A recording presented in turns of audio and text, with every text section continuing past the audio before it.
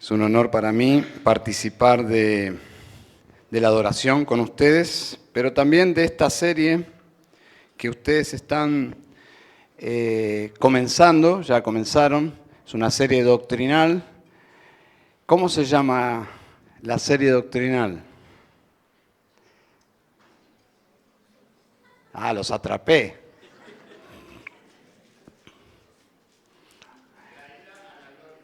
Bien, excelente, perfecto. Y básicamente son los 5 puntos del tulip de Calvino, mal llamado de Calvino porque en realidad no tienen su origen en el corazón ni en la imaginación de Calvino. Él lo descubrió en las Escrituras. Por lo tanto, antes de Calvino, muchos otros hermanos nuestros, bíblicos, adoradores del único Dios verdadero y de nuestro Señor Jesucristo, su Hijo, descubrieron las mismas verdades. Y celebro que ustedes estén considerando estas doctrinas en estos domingos. En mi caso, voy a hablarles de la gracia irresistible. Suena como muy técnico, pero vamos a ver que esta doctrina permea todas las Escrituras y quiero concluir pensando cómo permeó tu vida. Y si estás acá en esta mañana y esa gracia irresistible no obró un milagro en tu vida, quizás este es un día especial que Dios te trajo para hacer algo maravilloso en tu corazón. Les invito a abrir sus Biblias en la palabra de Dios en Lucas 18.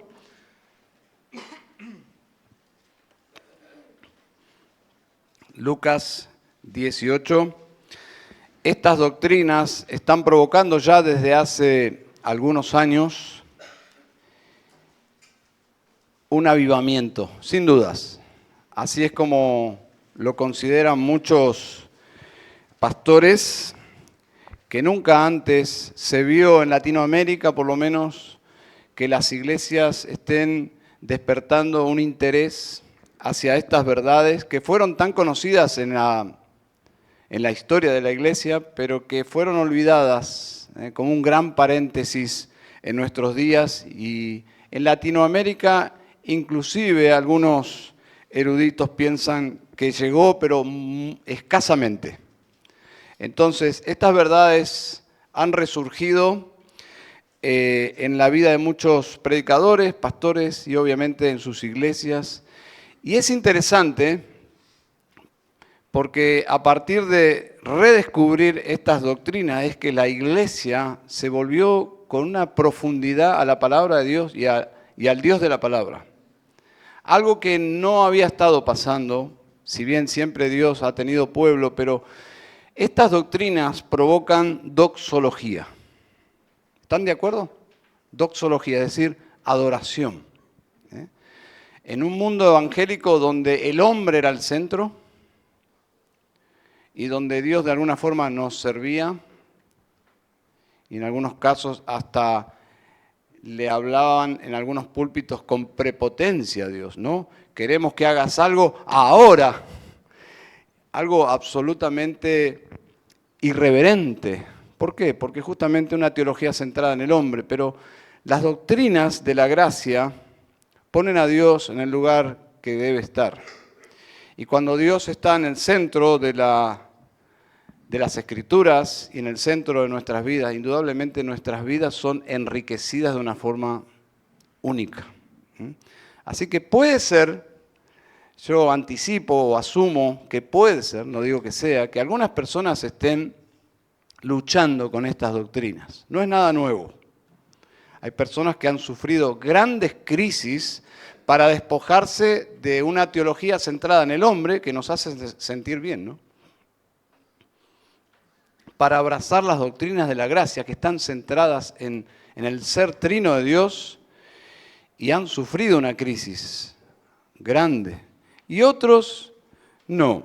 Sencillamente estas doctrinas están en la Biblia suficiente para mí, pero los que han tenido ya una trayectoria han sido adoctrinados en doctrinas centradas en el hombre, de repente se encuentran con estas verdades y sí, obviamente hay una situación crítica en el corazón, pero quiero animarte si estás en esta mañana acá y estás sin Cristo en primer lugar, que consideres cómo esta verdad te lleva a la salvación, y si estás con Cristo pero estás resistiendo intelectualmente, quizás emocionalmente, a estas doctrinas de la gracia, te animo a relajarte y considerarlas de forma honesta, sin prejuicios, y eso es lo que intento que hagamos en esta mañana. Lucas capítulo 18, versículo 18. ¿Lo tienen? Bueno, esta es la palabra de Dios. Dice, un hombre principal le preguntó, diciendo, Maestro bueno, ¿qué haré para heredar la vida eterna? Jesús le dijo, ¿por qué me llamas bueno? Ninguno hay bueno, sino solo Dios. Los mandamientos, ¿sabes? No adulterarás, no matarás, no hurtarás, no dirás falso testimonio, honra a tu padre y a tu madre. Y él dijo, todo esto lo he guardado desde mi juventud, casi celebrando, ¿no? Jesús, oyendo esto, le dijo, aún te falta una cosa. Vende todo lo que tienes y dalo a los pobres y tendrás tesoro en el cielo. Y ven, sígueme. Entonces él, oyendo esto, se puso muy triste porque era muy rico. Al ver Jesús que se había entristecido mucho, dijo, cuán difícilmente entrarán en el reino de Dios los que tienen riquezas, porque es más fácil pasar un camello por el ojo de una aguja que entrar un rico en el reino de Dios. Y los que oyeron esto dijeron, ¿quién pues podrá ser salvo? Versículo 25 nuevamente, porque es más fácil pasar un camello por el ojo de una aguja que entrar un rico en el reino de Dios. Dios, pregunto, ¿puede hacer pasar un camello por el ojo de una aguja? Sí, lo puede hacer. ¿Dios puede hacer que un rico entre en el reino de los cielos? Claro que sí. ¿Pero qué es más difícil? Que el rico entre. Que el rico entre en el reino de los cielos. Bueno, ya quedó demostrado que un rico, por sí mismo, por su propia decisión, nunca va a decidir entrar en el reino de los cielos. Jamás. Eso quedó demostrado en el pasaje que hemos leído.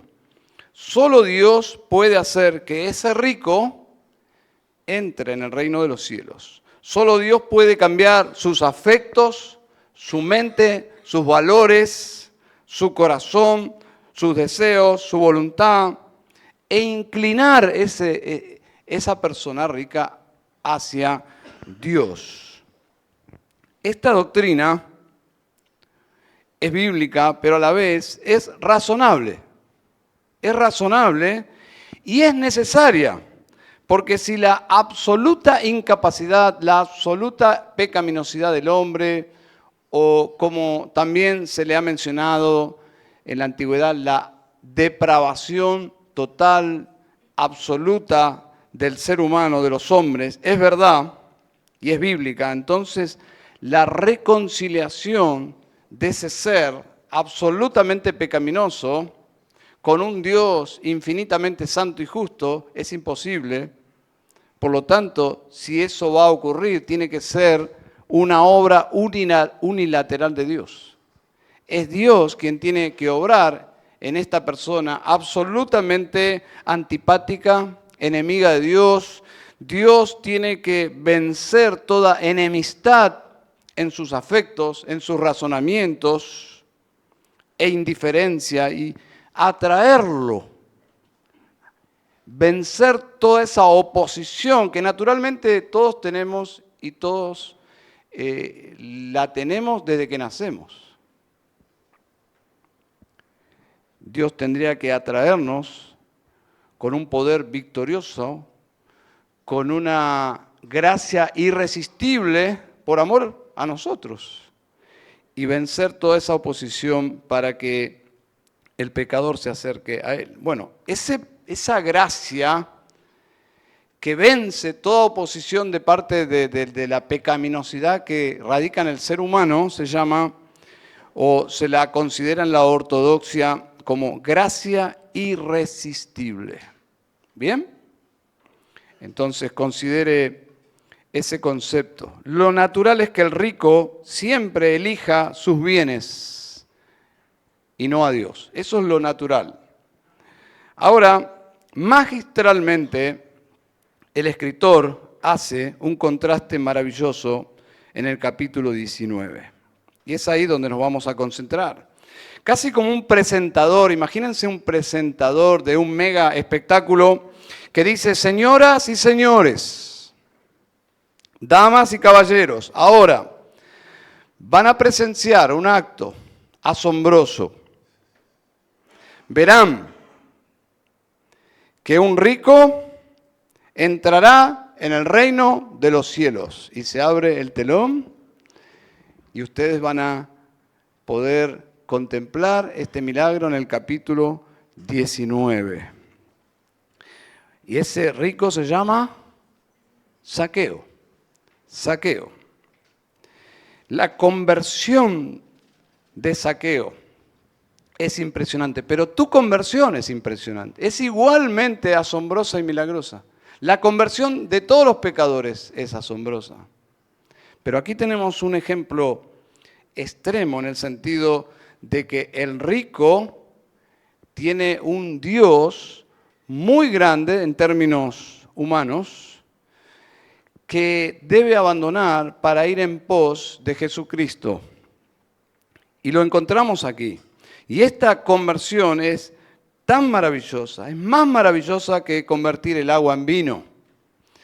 Este milagro es más asombroso que convertir esos escasos alimentos para alimentar a multitudes o convertir el río Nilo en un río de sangre. Todos los milagros que existen en la Biblia no se comparan a este milagro. Y si lo comparamos con un camello cruzando por el ojo de una pequeña aguja, que quedaríamos asombrados si eso ocurriera. Bueno, esto es más asombroso. Dice el capítulo 19, versículo 9, Jesús le dijo a Zaqueo: hoy ha venido la salvación a esta casa, por cuanto él también es hijo de Abraham. La salvación llegó a la vida, al hogar de Zaqueo. Es decir, Zaqueo entró en el reino del Señor. Quiero que veamos este pasaje rápidamente en 3 enunciados que finalmente nos van a aclarar esta maravillosa doctrina de la gracia irresistible. En primer lugar, la salvación viene por una iniciativa de la gracia de Dios. En segundo lugar, la salvación viene y cuando viene esa gracia impacta en la vida de una persona, pero se observan los resultados. Es decir, los frutos son observables cuando la gracia de Dios aborda una vida. Y en tercer lugar, esa gracia salvífica viene solamente por Cristo. Lucas 19, 1 y 2. La salvación es una iniciativa de la gracia de Dios. Dice el versículo 1, habiendo entrado Jesús en Jericó, iba pasando por la ciudad y sucedió que un varón llamado Zaqueo, que era jefe de los publicanos y rico. Preste atención porque esa palabrita y rico nos conecta con el capítulo anterior. Aquí se observa lo que el Señor dijo en Lucas 18, 27 también, que no solo era rico, sino agrega para hacer que este milagro sea más asombroso para el lector y obviamente para los presentes en ese momento, agrega que no solo era rico, sino que antes dice que era publicano, pero no era cualquier publicano. Maximiza la condición imposible de este rico, era jefe de publicanos. Jefe de publicanos. Aquí se observa claramente que él era un traidor, así eran considerados los publicanos, judíos que se vendieron a Roma para cobrar impuestos, pero abusar económicamente de su pueblo. Tremendo. Vivían, por aceptar este trabajo, vivían fuera de la vida espiritual de la nación, fuera del templo, no tenían comunión con los fariseos, ni con los sacerdotes, ni con nadie que honestamente quisieran seguir la ley de Dios. Eran considerados impíos. Zaqueo era el jefe, gerente de ellos. Versículo 3, procuraba ver quién era Jesús, pero no podía a causa de la multitud, pues, y añade, era pequeño de estatura. O sea que humanamente no solo era marginal, sino que físicamente era insignificante.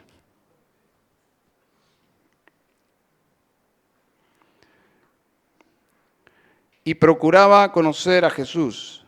La pregunta es ¿por qué? Todos los detalles tienen una gran protagonista detrás, la gracia irresistible de Dios. Y si pensás en tu propia vida, hay detalles en tu vida, inclusive desde tu niñez, que están entrelazados finalmente por la gracia de Dios, por la gracia irresistible de Dios, que te fue atrayendo en cada momento y etapa de tu vida para finalmente llegar a Cristo. Quizás una situación traumática, quizás, como fue en mi caso. Spurgeon decía, he aprendido a amar a las olas que me estrellaron contra la roca. Si fue una crisis finalmente que te llevó a los pies de Cristo, bueno, gloriosa ola, amala. Si fue una pérdida, si fue una situación de depresión, lo que sea, si te llevó finalmente esa ola a la roca y te estrelló con Cristo, bueno, gloria a Dios, gloria a Dios. Pero si analizás tu vida y quizás tengas que pensar luego al concluir el sermón en cómo esa gracia irresistible te atrajo a Dios, finalmente vas a tener un corazón agradecido. ¿Por qué? Porque hay millones de personas desgraciadas. Es decir, que todavía no alcanzaron la gracia de Dios, no están en un estado de gracia con Dios, no están en paz con Dios, siguen dominadas por sus pecados, por su egoísmo, centradas en sí mismas y obviamente, tristemente, camino a una condenación eterna. Entonces, Zaqueo se interesa en querer ver a Jesús. Bueno, quizás curiosidad, pero creo que hay algo más. ¿Recuerdan cómo era conocido Jesús? Amigo de publicanos y pecadores. Yo creo que eso se viralizó, digamos, y llegó a los oídos de este hombre y dijo, ¿quién es este Jesús? Que dicen que es el Mesías, pero a la vez hay algo que nos cierra, que sea amigo de publicanos y pecadores. Yo quiero conocer a este Jesús. Un apodo obviamente despectivo que le pusieron a Jesús sus enemigos. Zaqueo pensaría, yo soy esa clase de persona, yo soy un publicano, yo soy un pecador, yo soy un caso perdido, pero quizás hay algo para mí. Y allí es donde él se aventura a querer ver a Jesús, ve que la multitud es un estorbo y dice la Escritura que resuelve de esa forma, subiéndose a un árbol para verlo a Jesús. Ahora, vemos En este cuadro, algo similar a Juan 4, no lo busquen, simplemente lo menciono, pero piensen en esto. Dice Juan 4 que Jesús tenía que pasar por Samaria. Lo dice así, tenía que pasar por Samaria. Parecería ser simplemente que tenía que pasar por Samaria como una parte del camino, pero en Samaria es que encontramos ese encuentro con otro caso perdido. En este caso, una mujer samaritana. Para encontrarse con esta mujer samaritana, un encuentro redentor, podríamos decir. Y ahora vemos que en la agenda del Señor también encontramos que tenía que pasar, en un sentido, por esta ciudad. ¿Por qué? Porque el Padre en esta ciudad tenía a un hombre humanamente insignificante, un hombre espiritualmente perdido, religiosamente marginal, excluido, pero en el plan de Dios estaba Zaqueo.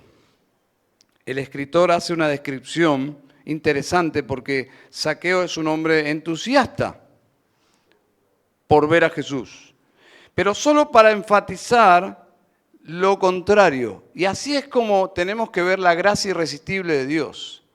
Podemos verla con lentes humanos, es decir, lo que nosotros vemos, pero la Biblia nos exhorta a ver lo que no se ve, es decir, del otro lado de la escenografía.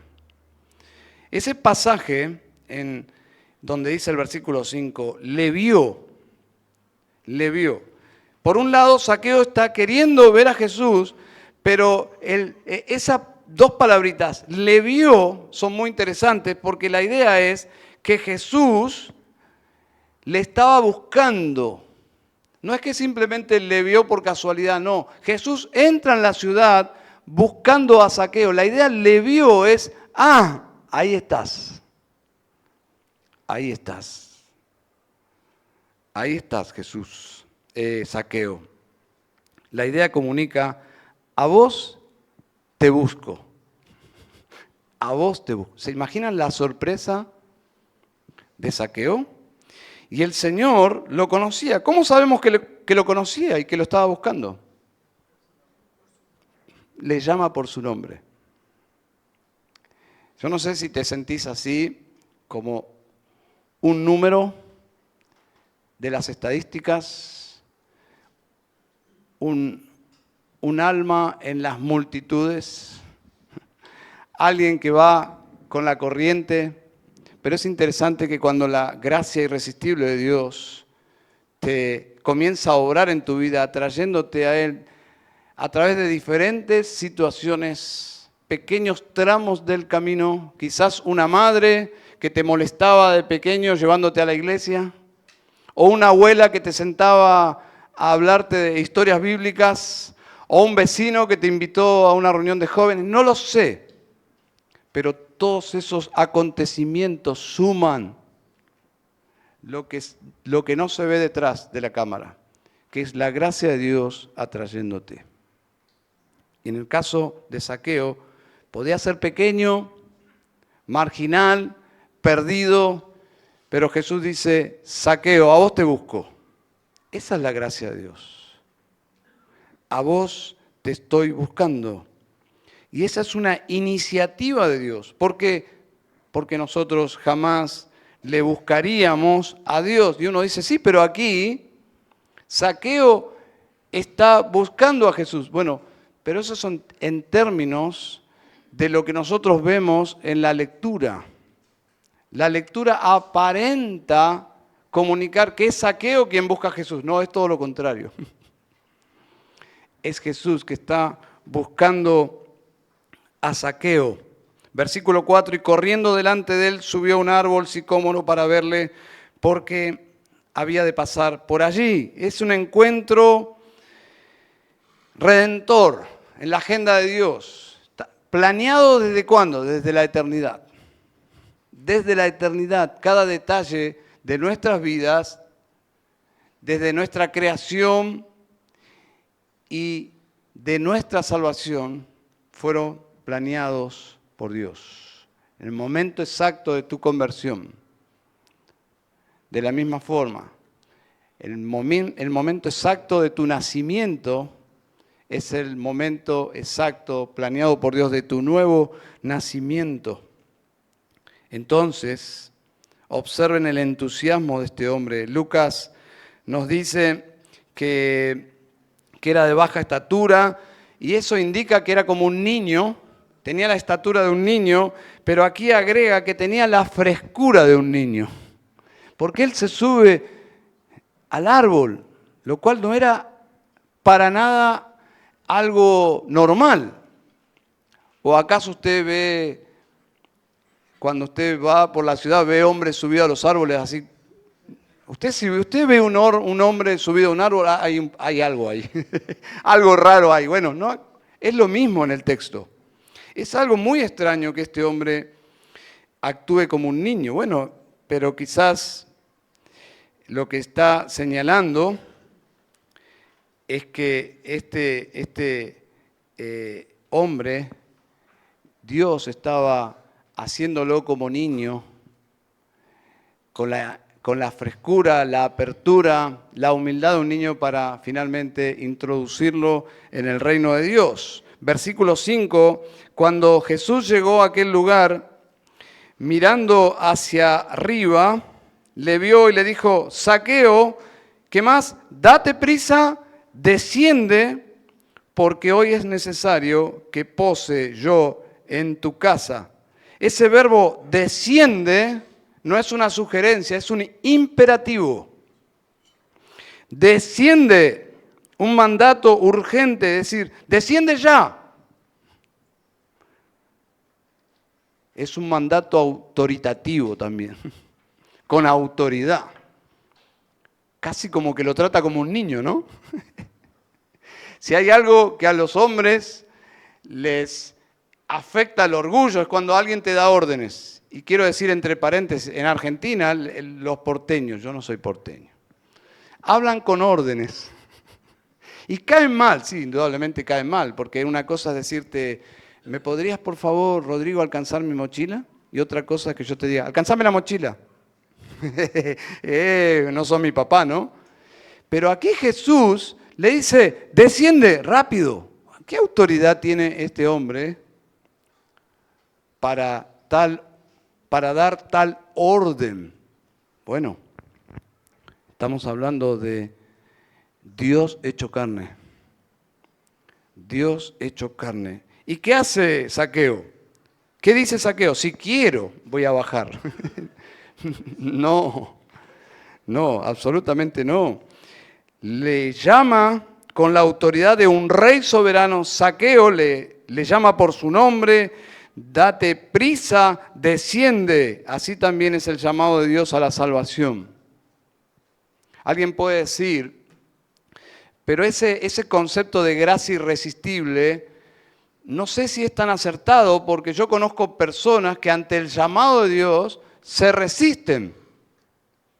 Y si hubiese sido el caso de Zaqueo, Zaqueo podría haber dicho, si quiero bajo y no tengo ganas de bajar. Estoy acá cómodo tomando tereré en el árbol. Pero no, eso es lo que nosotros vemos. Ese es el llamado general de Dios. Pero aquí hay otro tipo de llamado, es un llamado eficaz. También es un término teológico, un poco técnico, pero ¿qué significa? Que la gracia irresistible de Dios acompaña el llamado interno. No hay forma que Zaqueo evite, ante tanta gracia y amor, descender. En un sentido, el llamado a la salvación es desciende en todos los casos. En todos los casos, para ir al cielo, primero tienes que descender. Humildad, humillación a tu propio orgullo. Una buena ilustración de la actitud que se requiere para entrar al reino de los cielos. Por eso la Biblia dice que Dios resiste a los altivos, a los humildes. Si te autopercibís un Dios, que todo el mundo gira alrededor tuyo, Hay un problema ahí, porque en el cielo no habrá uno, ni uno de esas características, porque al reino de Dios se entra en humildad. Ningún altivo puede entrar. Versículo 6, entonces él descendió y enfatiza, aprisa, aprisa. Así es como Jesús le indicó que debía descender, ya, y él obedeció como un niño. Y agrega algo más, y le recibió gozoso. La actitud de Zaqueo es la de un niño.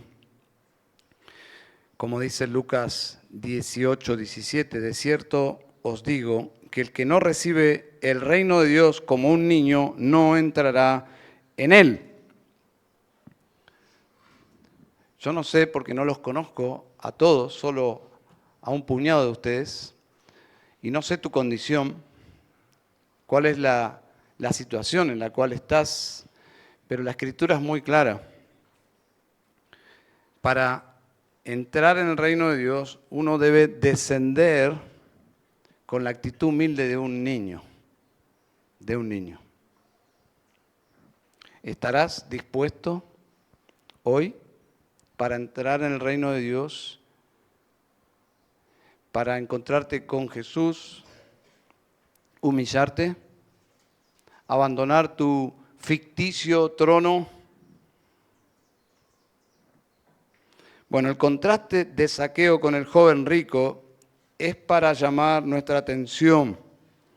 Y es la intención del escritor poner a estos dos ricos, uno al lado del otro, como un contraste para que el lector diga, tengo que decidir con cuál me identifico, si me identifico con aquel que consideró el costo de creer en Jesús y se fue triste, pero sin Jesús, o seré como Zaqueo, que finalmente la salvación llegó a su hogar. Si miramos superficialmente diríamos que Zaqueo es más inteligente, ¿no? Pero eso sería abordar el texto con un sentido común, simplemente racional, pero no es la respuesta bíblica o teológica acertada. La respuesta correcta está en el versículo 27 de capítulo 18. Lo que es imposible para los hombres es posible para Dios. Es lo que está demostrando el escritor. Que Zaqueo va a entrar en el reino de Dios por un acto de la gracia irresistible de Dios, que vence todos los obstáculos que nosotros mismos ponemos para finalmente entrar al reino de los cielos. La respuesta correcta es un milagro. Si alguien entra, es un milagro, sea rico o no sea rico. Y Dios toma la iniciativa en la salvación de los hombres. Simplemente permítame citar y documentar esto. Romanos 3:11, no hay quien entienda, no hay quien busque a Dios. No hay quien busque a Dios. Si usted observa que alguien está buscando a Dios, eso es lo que usted ve. Lo que no se ve es que Dios está buscando a esa persona. Y eso es lo que enfatiza la Escritura. Cuando alguien está buscando a Dios, es lo que los hombres ven, es la experiencia real. Pero lo que no se ve es que Dios, como un imán, con una gracia poderosa y irresistible, está atrayendo a esa persona a Él. En un ejemplo que dio en una ocasión un predicador, es de alguien que vivía no en la ciudad, sino en el campo o en la selva, y fue traído a la civilización y fue sentado en una oficina donde había una ventana así ciega, donde se estaban limpiando las oficinas, y observó como una basurita, ¿conocen ese ejemplo? Que esa basurita se movía sola hacia una aspiradora. Claro, el hombre que no sabía nada de tecnología observó y dijo, wow, la basura aquí es inteligente. Va y se mete dentro de este basurero hasta que luego, claro, obviamente, No era lo que estaba pasando. Lo que estaba pasando es que la basurita no puede venir. Era la aspiradora que la estaba atrayendo con una fuerza irresistible. De alguna forma eso ilustra lo que pasa cuando un pecador viene a Cristo. No es que toma la iniciativa, es Dios quien tomó la iniciativa y orquesta una serie de, a veces, incontables asuntos y detalles en tu vida privada, familiar, laboral, financiera, anímica, etcétera, etcétera, etcétera, para finalmente atraerte a la roca que es Cristo. ¿No es esto maravilloso? ¿No estás agradecido? ¿No estás agradecida por la gracia de Dios? No hay quien busque a Dios. Luego dice, no hay quien haga lo bueno, no hay ni siquiera uno. Los hombres jamás pueden entrar por sí mismos, por una iniciativa misma, al reino de los cielos. Jesús dijo, ustedes no me eligieron a mí. Jesús dijo, nadie puede venir a mí si el Padre no le trae. ¿Se dan cuenta? ¿Se dan cuenta que esta doctrina no solo es bíblica, sino que es necesaria? Porque si estamos totalmente perdidos y somos enemigos de Dios, si hay alguna esperanza para que nosotros podamos entrar en el reino de Dios, es porque Dios tiene que obrar en nosotros. Así que si estás en esta mañana en una situación de apatía, de incredulidad, no te interesa ser cristiano, quizás algo podrías hacer, pedirle a Dios, Dios, si esto es verdad, te pido que hagas algo en mi vida. Seguramente, si hay cristianos a tu alrededor, están orando por vos. No sabemos cómo este misterio funciona, pero funciona así. Si tenés un cónyuge, si tenés hijos que están perdidos y te parece como que sería imposible verlos aquí en la iglesia cantando, sirviendo, siguiendo al Señor, bueno, recuerden, para Dios no es imposible. Así que no sé, quiero animarte a orar. Sigo orando por mi madre, que su mente se va apagando, ya es anciana. Sigo orando que Dios haga un milagro. Mi padre, que era un hombre intelectual y lector, menos de la Biblia, de todo. Y finalmente Dios, en su gracia, unos meses antes de partir, así como por fuego, entró y creyó.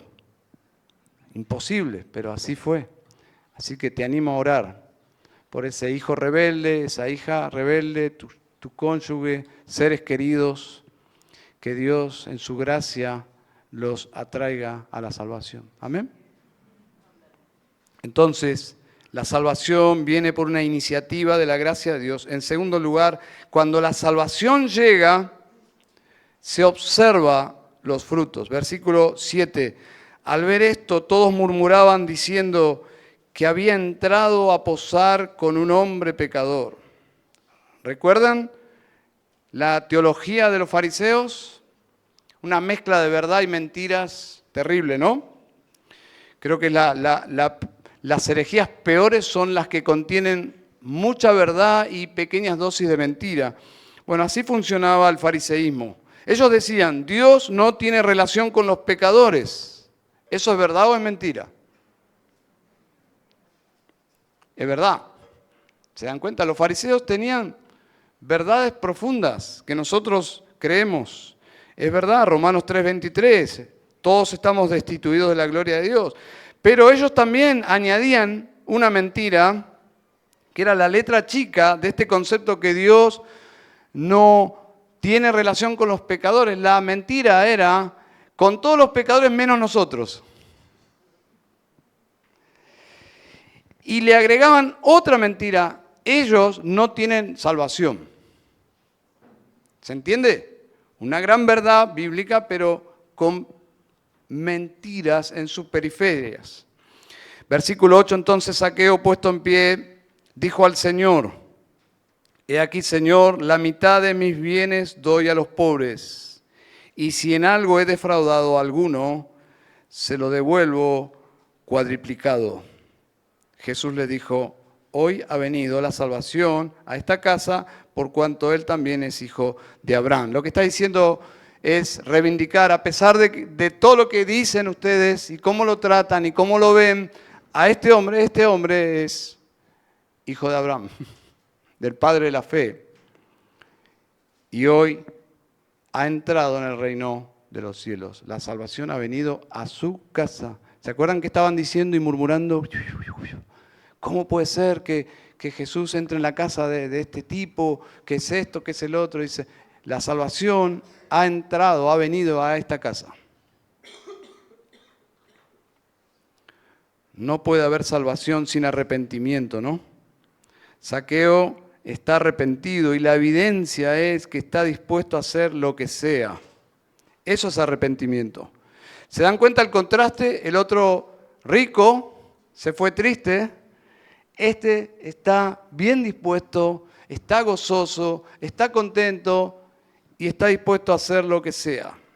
No hay nada que Zaqueo pueda hacer para salvarse, obviamente, porque la salvación ya había entrado a su casa.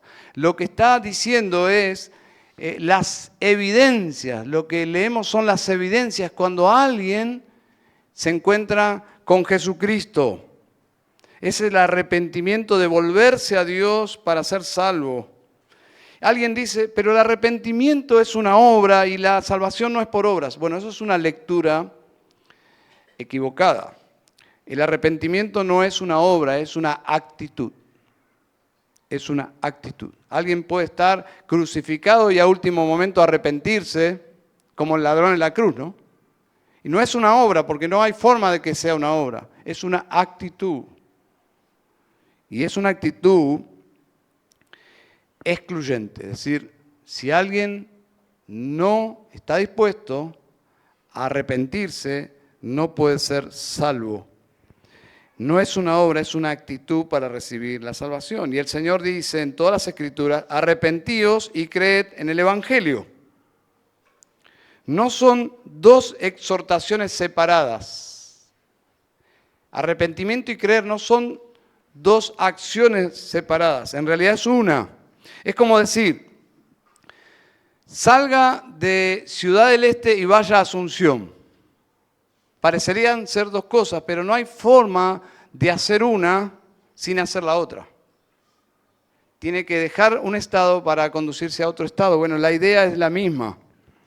Arrepentimiento y creer significa que si yo no me arrepiento, no puedo creer.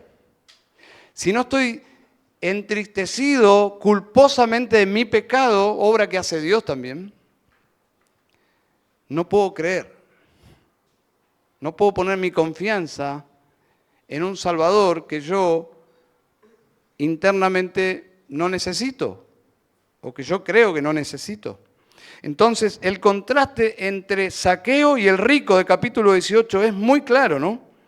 Zaqueo evidencia que el dinero ya no ocupa el lugar que le corresponde a Dios.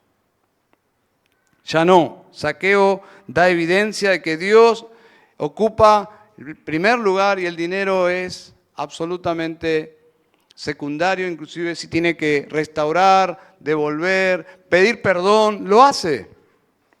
Eso es lo que sucede con alguien que ha entrado en el reino de los cielos. El contraste es precioso, ¿no?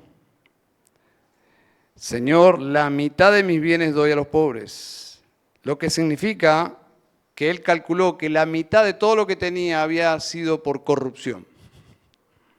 Solo la mitad era legítimamente adquirido.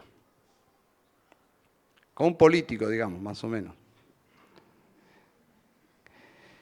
Y si en algo he defraudado a alguno, se lo devuelvo cuadriplicado. El joven rico, qué diferencia, ¿no? El joven rico, oyendo esto, dice 18:23, se fue muy triste y dice porque era muy rico. Es decir, el amor de su corazón eran las riquezas y eligió, en vez de Jesús, eligió conservar lo que tenía.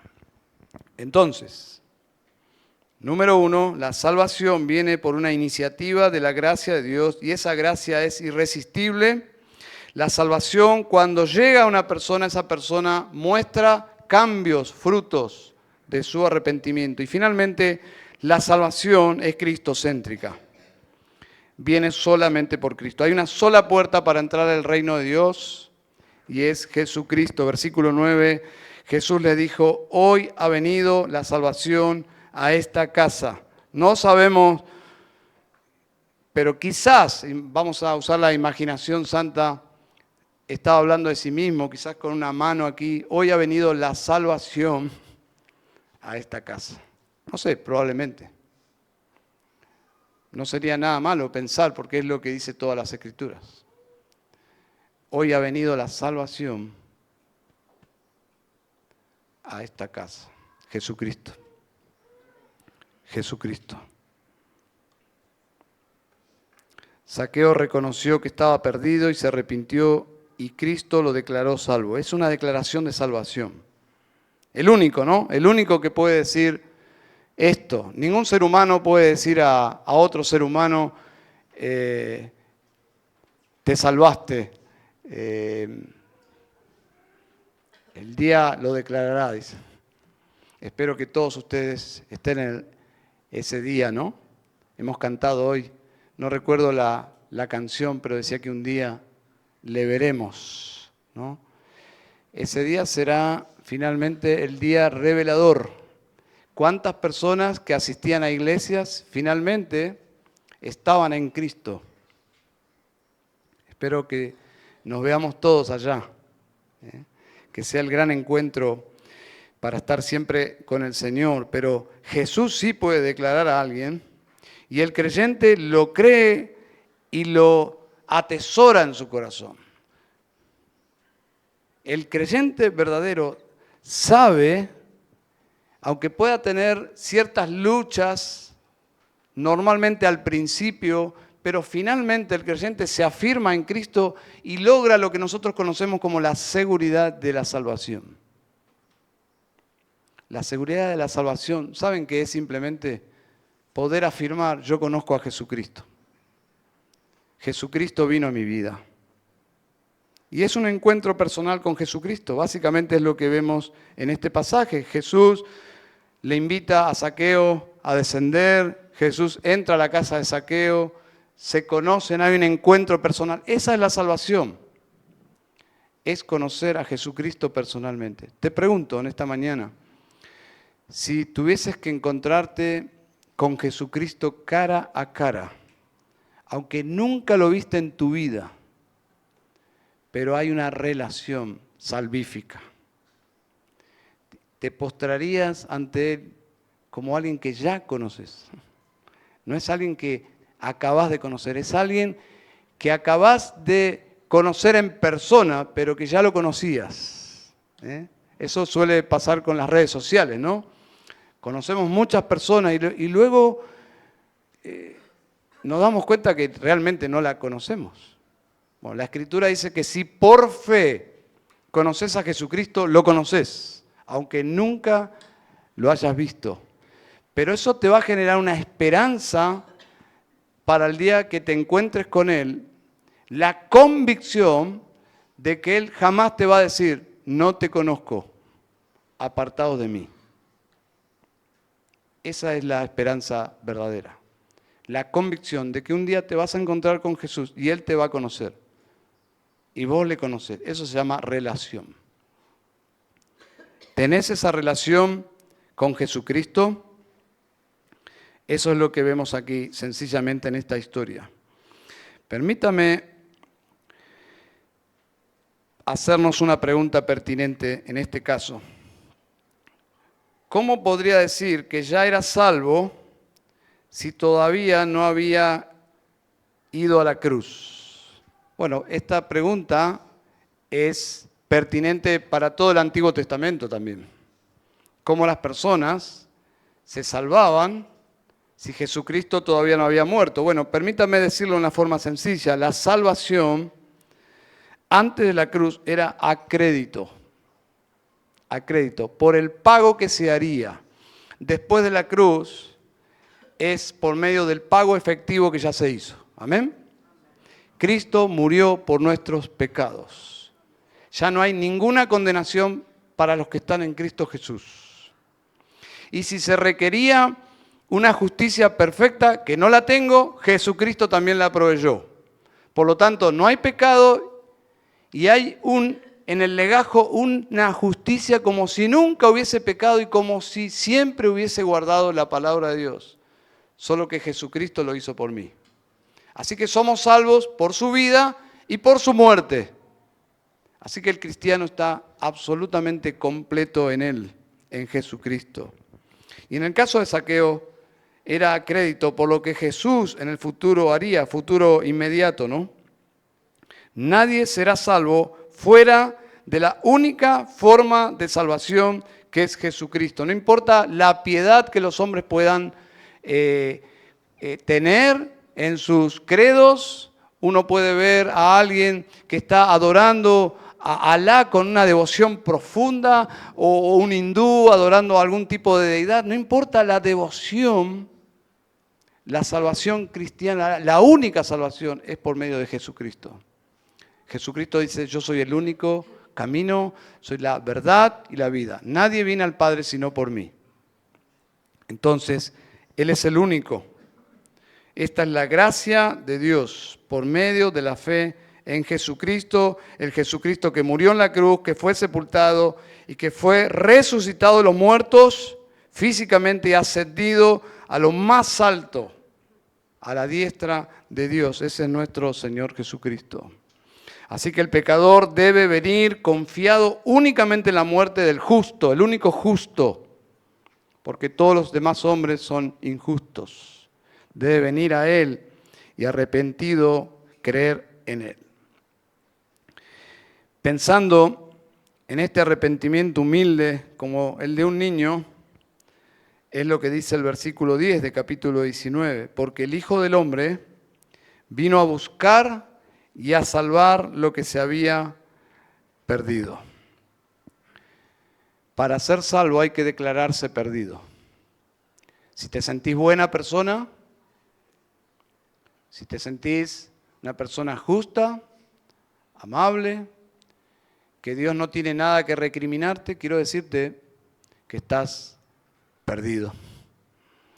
En cambio, si decís yo estoy perdido, podés ser salvo por medio de Jesucristo. Como dice John Piper, la gracia irresistible no arrastra a la fuerza a los que no quieren entrar al reino. Más bien hace que aquellos que no quieren entrar estén ahora dispuestos a hacerlo. Y cito a Piper aquí porque hay una acusación contra esta doctrina. La acusación es que la gracia irresistible de Dios obliga a los hombres, casi como que Dios los trae forzados. No quiero, y Dios... Como el primer día escolar, ¿no? de los niños que no quieren entrar a la escuela y los padres lo arrastran. Bueno, no, ese no es el cuadro, ese es una caricatura de la gracia irresistible. La gracia irresistible es que Dios te cambia por dentro para que quieras entrar y abrazar a Jesucristo. Esa es la doctrina de la gracia irresistible de Dios. Y quiero concluir pensando que todos nosotros somos producto, si estamos en Cristo, producto de eventos redentores, pequeños eventos redentores en el plan maestro orquestado por Dios desde la eternidad. Eso es maravilloso. Y si llegaste a Jesucristo, quiero que aprecies esta gracia irresistible. No fuiste vos, no fue tu inteligencia que dijo, me conviene Jesucristo, porque así voy a tener vida. No fue nada de eso.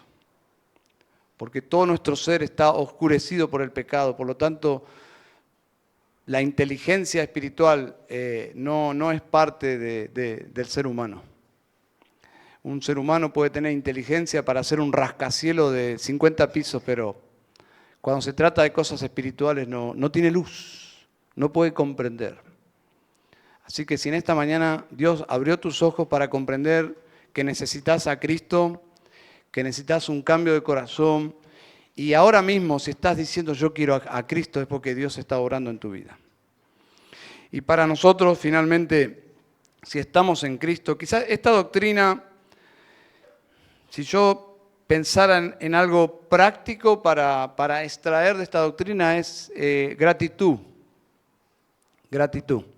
Por todas las cosas que te pasaron, que no tenían sentido, inclusive lágrimas y situaciones, pero que si finalmente te llevaron a Cristo, gloria a Dios por eso.